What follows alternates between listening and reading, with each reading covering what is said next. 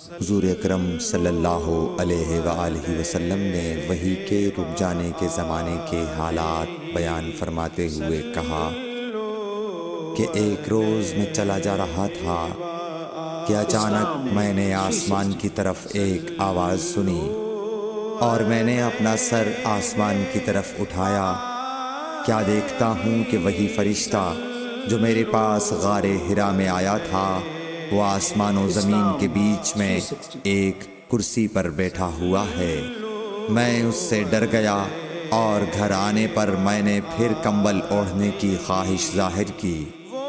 اس وقت اللہ پاک کی طرف سے یہ آیات نازل ہوئیں، اے لحاف اوڑھ کر لیٹنے والے، اٹھ کھڑا ہو اور لوگوں کو عذاب الہی سے ڈرا، اور اپنے رب کی بڑائی بیان کر، اور اپنے کپڑوں کو پاک صاف رکھ اور گندگی سے دور رہ۔ اس کے بعد وہی تیزی کے ساتھ پے در پے آنے لگی۔ وہ پھر اس کے ٹکڑوں